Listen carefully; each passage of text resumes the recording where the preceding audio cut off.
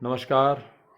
CBSE 12वीं class music के paper में हिंदुस्तानी वोकल संगीत में थ्योरी में आपके सिलेबस में 3 तालों के बारे में पूछा जाता है। पहली ताल है रूपक ताल, जिसके बारे में इस वीडियो में हम बताएंगे।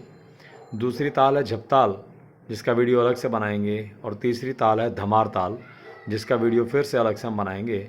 तो आपके सामने रूपक ताल लिखी है, आप देख पा रहे होंगे। 7 मात्रा ऊपर लिखा है। प्रश्न आता है कि रूपक ताल को परिचय दें और इसे बराबर ठाह, दुगुन या चौगुन में लिखें। जो सामने लिखा है इसको बराबर बोलते हैं, ठाह बोलते हैं। लेकिन दुगुन चौगुन वाला जो प्रश्न है वो हम इसके बाद फिर वीडियो बनाएंगे कि दुगुन इसको कैसे लिखते हैं और चौगुन कैसे लिखते हैं। आपके सामने रूपक ताल बराबर या ठाह में आपके सामने है। आप ध्यान से देखिए। परिचय आप बाद में लिखिए, पहले आप बॉक्स देख लीजिए। बॉक्स में आप ध्यान से देखेंगे तो लेफ्ट साइड में इधर मात्रा, ये बोल और ये ताल चिन्ह लिखा जाता है। ऊपर के उसमें 7 मात्राएं हैं तो 7 तक आप डाल दें। उसके बाद पहला विभाग 3 मात्रा का करके यहाँ पर लाइन लगा दें। फिर 4 और 5 के बाद करके फिर यहाँ लाइन लगा दें।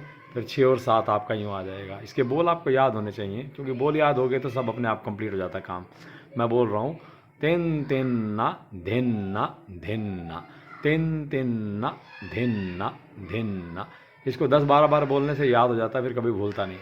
फिर उसके बाद ध्यान रखना, एक के नीचे आपने क्रॉस या ज़ीरो लगाना है। यहाँ पर रूपक ताल अकेली ताल ऐसी है जिसमें पहली मात्रा पर कुछ लोग खाली मानते हैं, कुछ लोग इसी को ताली सम मानते हैं। तो आप दोनों लिख दीजिए, जो जो मानते हैं मान लेगा। हम अपने हिसाब से इसको दोनों लिख देते हैं। तो चौथी मात्रा के नीचे आप देखेंगे यहाँ पर 2 लिखा जाता है, यानी कि दूसरी बार क्लैप होता है इसमें ताल में।